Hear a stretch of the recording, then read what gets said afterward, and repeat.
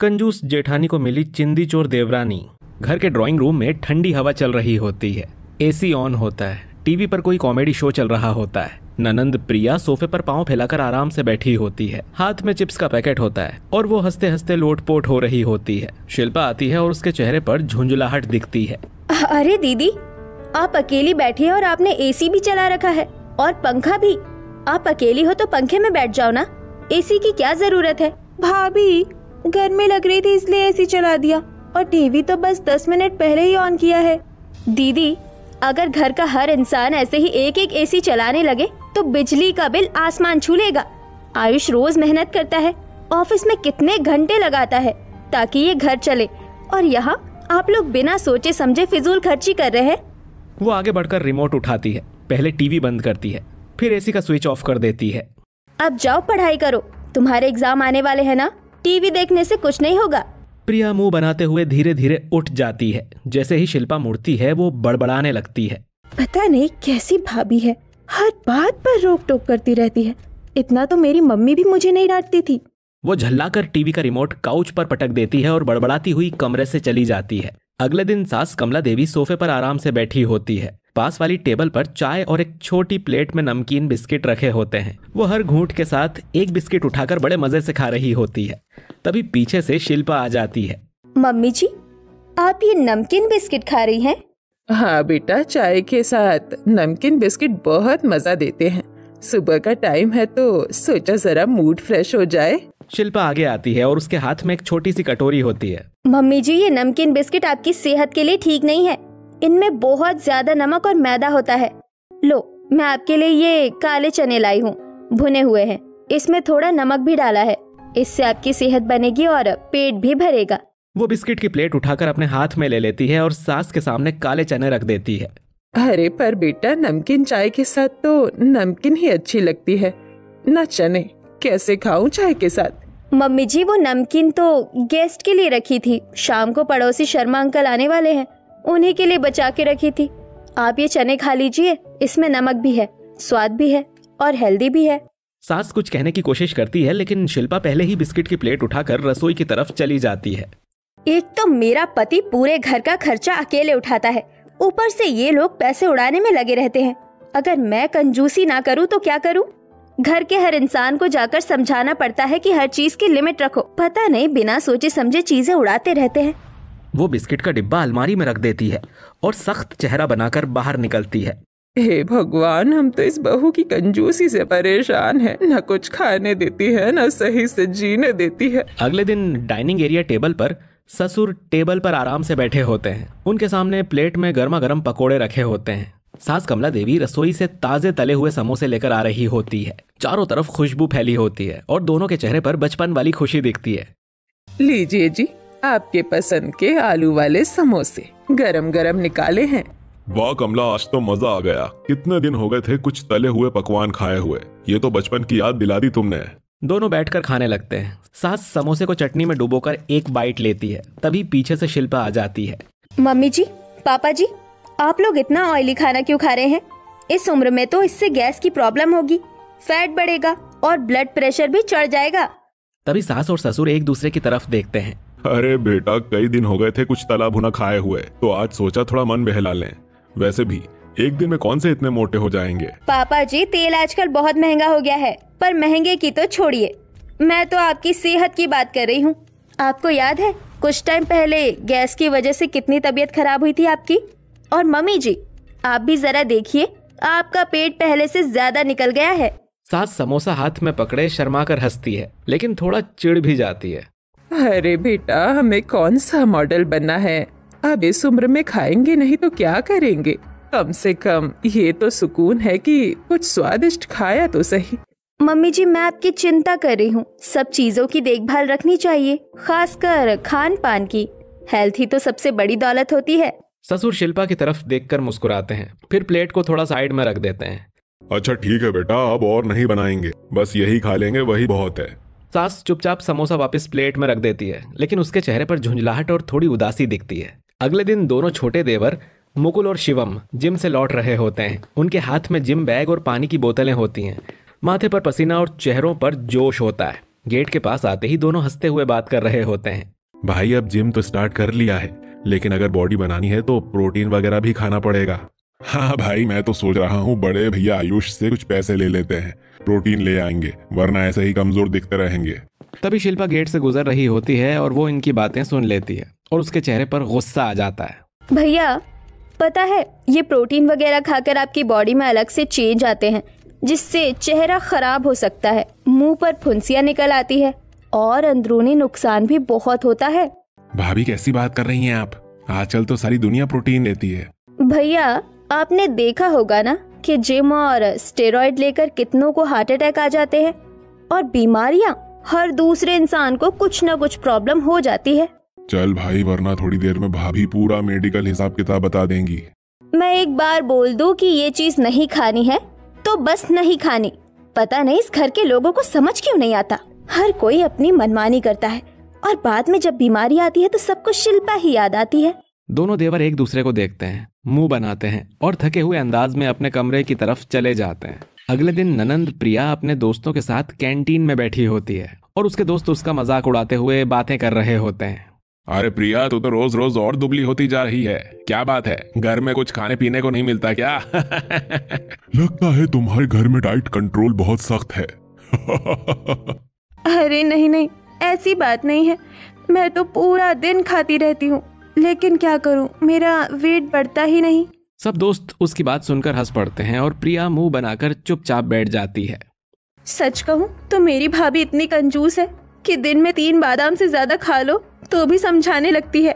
इतने बादाम खाओगी तो बॉडी में गर्मी हो जाएगी, नुकसान होगा, इससे वेट कैसे बढ़ेगा।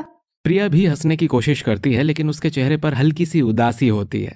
अगले दिन सास कमला देवी कुछ औरतों के साथ बाहर खड़ी होती है।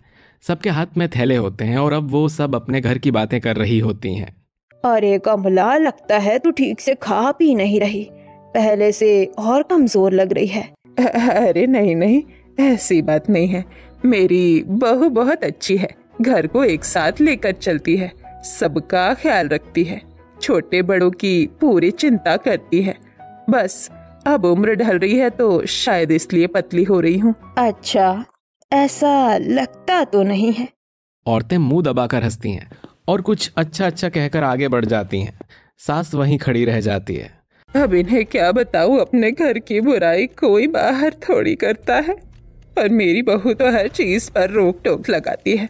अब टेंशन में इंसान पतला नहीं होगा तो क्या होगा। वो गहरी सांस लेकर घर के अंदर चली जाती है। रात के समय ससुर और सास अपने कमरे में बैठे होते हैं। सास बुनाई कर रही होती है, ससुर फोन चला रहे होते हैं और कहते हैं, सुनो कमला, मैंने अपने छोटे बेटे मुकुल के लिए एक लड़की देखी है, क्या कहती हो, कल चलकर देख लें? नहीं, पहले घर वालों किराए ले लेते हैं, फिर परसों चलते हैं। ठीक है, जैसा तुम्हें सही लगे। अगले दिन पूरा परिवार सोफे पर बैठा होता है। बेटा, हमने मुकुल के लिए लड़की ढूंढ ली है, सोच रहे हैं कल चलकर देखाएं। सच मम्मी, मैं तो बहुत एक्साइटेड हूँ उसे देखने के लिए। जैसा आप लोगों को सही लगे मम्मी। वाह, अब तो मजा आएगा, कम से कम इस घर में थोड़ी कंजूसी तो कम होगी। सब हंसते हैं। शिल्पा थोड़ी हैरान और मन ही मन चाल सोच रही होती है। इन लोगों को लगता है मैं कंजूस हूँ, लेकिन जब उनकी नई बहू आएगी ना तो मैं उसे भी अपने साथ जोड़ लूंगी। वो भी सीखेगी घर को बैलेंस में कैसे चलाते हैं, खर्चा भी कम रहेगा और घर भी सही तरीके से चलेगा। वो हल्की सी मुस्कुरा देती है। तो फिर तय रहा, कल चलेंगे लड़की देखने। अगले दिन पूरा परिवार कार में बैठे होते हैं। सबके चेहरे पर उत्साह होता है। मम्मी, नेहा भाभी कैसी है? आपने बताया नहीं अभी तक। सुना है बहुत संस्कारी और समझदार लड़की है, सबकी बात मानती है। बस यही दुआ है कि थोड़ी ओपन माइंडेड हो, नहीं तो हमारी सेविंग भाभी जैसी निकली तो हो गया काम। शिल्पा ये सुनकर हल्का सा नाराज चेहरा बनाती है, लेकिन कुछ कहती नहीं। दूसरी ओर नेहा के घर मेहमानों के स्वागत की तैयारी चल रही होती है। मिठाई, फूल और चाय के कप रखे होते हैं। नेहा की माँ और सास आमने सामने बैठी होती हैं। बाकी सब आसपास हंसते बोलते रहते हैं। बहन जी, आपको हमारी तरफ से लड़की की टेंशन लेने की कोई जरूरत नहीं है। मेरी बेटी बहुत समझदार है, घर को साथ लेकर चलती है और 1 रुपया भी फिजूल में खर्च नहीं करती। जहाँ लगता है कि पैसे खर्च करने चाहिए वहीं खर्च करती है। सास पहले तो मुस्कुराती है, फिर अंदर ही अंदर दबी चिंता के साथ सोचने लगती है। हे भगवान, कहीं दूसरी बहू भी बड़ी वाली बहू की तरह ना निकले। एक ने तो अपनी कंजूसी से हमारा जीना मुश्किल कर रखा है। अगर दो दो बहुएं एक जैसी हो गई तो हम तो पागल हो जाएंगे। अरे नहीं नहीं, बहुत अच्छी बात है। आजकल ऐसी बहुएं कहाँ मिलती है जो घर का हिसाब किताब समझ कर चले। दोनों परिवारों में हंसी मजाक का माहौल बन जाता है। ससुर मिठाई उठाकर नेहा के पापा को खिलाते हैं और रिश्ता पक्का हो जाता है। सब लोग गले मिलते हैं।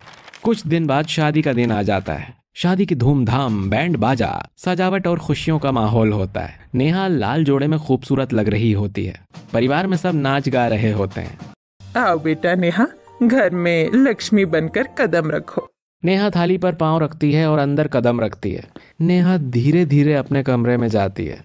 कमरा एकदम सादा होता है। दीवारों पर हल्का रंग, एक छोटा बेड जिस पर सिर्फ 2-4 फूल पड़े होते हैं। साइड टेबल पर एक मोमबत्ती और एक छोटा सा फ्रेम रखा होता है। नेहा इधर उधर देखती है। कोई बलून नहीं, कोई लाइट नहीं, कोई सजावट नहीं होती है। इससे अच्छा तो ये 4 फूल भी न बिखारते। भला ऐसा भी कोई करता है? शादी तो जिंदगी में एक बार होती है, कम से कम कमरा तो थोड़ा सजवा देते। वो धीरे से उन फूलों को उठाती है और एक आह भरती है। अगले दिन सुबह आंगन में सास पूजा कर रही होती है। शिल्पा फोन चला रही होती है और बाकी घर वाले चाय पी रहे होते हैं। तभी नेहा ट्रे में नाश्ता लेकर आती है। सबके चेहरे पर मुस्कुराहट होती है। लो मम्मी जी, नाश्ता तैयार है, लेकिन आज मैंने थोड़ा कम तेल डाला है, सेहत के लिए अच्छा रहेगा। अरे कम तेल? हम तो सुबह थोड़ा फ्राई वाला ही खाते हैं बेटा। मम्मी जी, फ्राई तो कल भी था, आज थोड़ा हेल्दी नाश्ता कर लेते हैं ना। शरीर को भी आराम मिलेगा और खर्चा भी थोड़ा संभलेगा। सास कुछ सोचती है, फिर हल्का सा सिर हिलाकर मान जाती है। शिल्पा फोन से नजर उठाती है और धीरे से मुस्कुराती है। ये तो ठीक मेरी ही राह पर चल पड़ी है। अब ये भी बचत बहू बन गई क्या? सास और ससुर टीवी देख रहे होते हैं। अगले दिन शिवम मोबाइल पर ऑनलाइन ऑर्डर कर रहा होता है, एक नया जूसर मशीन। नेहा उसके पास जाती है। देवर जी, आप ये जूसर ले रहे हैं क्या? हाँ भाभी, ऑफर चल रहा है, बस 4000 का है। 4000? अच्छा है, लेकिन घर में तो पुराना जूसर अभी भी ठीक चल रहा है। हम चाहे तो उसे थोड़ी साफ सफाई करके ठीक कर सकते हैं ना, पैसे क्यों बर्बाद करें? अरे बेटा छोड़ो, तुम्हारी भाभी तो बिल्कुल शिल्पा जैसी बातें करने लगी है। शिल्पा भी वहीं बैठी होती है और नेहा की तरफ देखती है और मुंह बनाने लगती है। अरे वाह, ये तो मेरी ही पार्टनर निकल आई। जैसे मैं रोक टोक करती थी, अब ये भी वही कर रही है। घर में अब कंजूसी टीम बन जाएगी क्या? वो हल्की सी मुस्कुराती है। अगले दिन सुबह घर के गेट पर डोरबेल बजती है। शिल्पा रसोई से हाथ पोंछते हुए बाहर आती है और गेट खोलती है। गेट पर एक डिलीवरी बॉय खड़ा होता है, हाथ में फूड पैकेट होता है। क्या हुआ भाई साहब, आपको किससे मिलना है? मैडम, आपका ऑर्डर था, खाना डिलीवर करने आया हूँ। ऑर्डर? हमारे घर का कोई ऑर्डर नहीं है, आप गलत एड्रेस पर आए हैं। मैडम, यही एड्रेस दिखा रहा है, शर्मा निवास, ब्लॉक B12। अरे भाभी, मेरा ऑर्डर है, मैंने कुछ खाने के लिए मंगवाया था, फ्रेंच फ्राइज और बर्गर। यहाँ का ऑर्डर नहीं है, समझे? कह दिया ना, एड्रेस गलत है और जाओ यहाँ से। डिलीवरी बॉय हड़बड़ाकर चला जाता है और शिल्पा गुस्से में गेट जोर से बंद कर देती है। भाभी, आपने ऐसा क्यों किया? मेरा ऑर्डर था वो। कभी कुछ खाने का मन कर जाए तो भी रोक लगानी है क्या? नेहा दूर से खड़ी ये सब देख रही होती है और उसे बहुत दुख होता है। घर का खाना बना हुआ है, बाहर का तेल वाला खाना पेट खराब करता है, और पैसे यूं हवा में उड़ाने से क्या फायदा? शिल्पा बिना कुछ कहे अंदर चली जाती है। ननंद गुस्से से कमरे में चली जाती है और अपने बिस्तर पर बैठकर फोन निकालती है। ननंद अपने दोस्त से बात कर रही होती है, फोन स्पीकर पर होता है। तू सोच भी नहीं सकती, मेरी भाभी की कंजूसी की हद होती जा रही है। ना कुछ खाने देती है, ना कुछ खरीदने देती है, और अब तो मुझे डर लगने लगा है कि मेरी दूसरी भाभी भी वैसी ना निकल जाए। मतलब घर में डबल भाभी बचत योजना चल रही है क्या? हाँ यार, हम तो परेशान हो गए हैं इनकी रोक टोक से। चल छोड़, मम्मी बुला रही है, बाद में बात करती हूँ।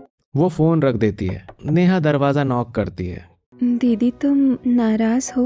वो भाभी का इरादा बुरा नहीं था। वो भाभी बस... अच्छा छोड़ो ना, आप भी अब उनकी तरह बातें मत करो।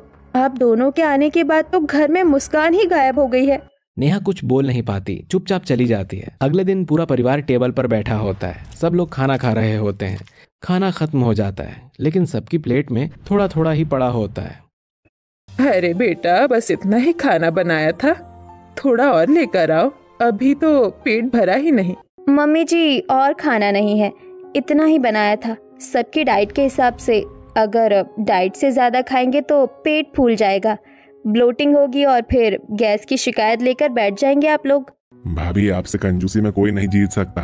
ब्लोटिंग होगी तो होने दो, पर खाना तो और ले आओ। शिल्पा गुस्से में टेबल के पास खड़ी हो जाती है। उसकी आवाज तेज और सख्त हो जाती है। तुम लोगों को एक बार में समझ नहीं आता क्या? खाना खत्म हो चुका है तो खत्म मतलब खत्म। अब खाना रात को ही बनेगा, अभी कोई कुछ नहीं खाएगा। सब चुप हो जाते हैं। सबके चेहरे पर हैरानी और नाराजगी होती है। नेहा चुपचाप सिर झुकाकर बैठी होती है। सास ससुर गुस्से में अपने कमरे की ओर चले जाते हैं। नेहा उनके लिए दूध लेकर जाती है। दोनों बिस्तर पर बैठे होते हैं। चेहरे पर थकान और दुख होता है। ये कब जाकर सुधरेगी? अब तो हमें खाने के लिए भी तरसाने लगी है। हाँ, तुम ठीक कह रही हो। और वो दूसरी बहू, हमें लगा था शायद कुछ राहत मिलेगी, पर अब तो लगता है वो भी वैसी ही है। अब दोनों की पट गई है लगता है। पूरा घर इनकी उंगलियों पर नाचता रहेगा। हाँ, और हम इस कंजूसी में ही मर जाएंगे शायद। दोनों थके हुए चेहरों के साथ एक दूसरे को देखते हैं। अगले दिन शिल्पा अपने कमरे में सो रही होती है। टेबल पर उसका फोन चार्जिंग पर लगा होता है। 100% चार्ज दिखा रहा होता है। नेहा धीरे से कमरे में आती है। फोन की स्क्रीन देखती है। अरे दीदी, पूरा फोन चार्ज हो गया और चार्जर अब तक लगा रखा है। इतनी बिजली वेस्ट कर दी आपने। नेहा प्लग निकालती है, फोन को साइड में रखती है और शिल्पा सब सुन रही होती है। पता नहीं इस घर में बिजली का बिल कौन देगा अगर सब ऐसे ही करेंगे। वो लाइट बंद कर देती है और चली जाती है। शिल्पा करवट बदलती है और जाग जाती है। ये नेहा भी ना हद करती जा रही है। अगले दिन शिल्पा दाल बना रही होती है। प्याज भून रही होती है। दाल में मसाले डाल रही होती है। नेहा पीछे से आ जाती है। दीदी जरा रुकिए, ये हल्दी इतनी ज्यादा क्यों डाल रही हैं? थोड़ा हिसाब से डालिए ना, नहीं तो महीने का मसाला 2 दिन में खत्म हो जाएगा। नेहा, मुझे पता है कितना डालना है। पता है तो फिर दाल का रंग भी पता होना चाहिए ना। इतना डालने से तो पूरी दाल पीली हो जाएगी। शिल्पा गहरी सांस लेती है, पलटती है और नेहा धीरे धीरे दाल में नमक माप कर डाल देती है। अब ये मुझे सिखाएगी कि नमक कैसे डालते हैं। अगले दिन शिल्पा टेबल पर बैठकर स्नैक्स खा रही होती है। मूंगफली और चाय के साथ नेहा अंदर आती है। दीदी, ये मूंगफली कल की बची हुई है ना?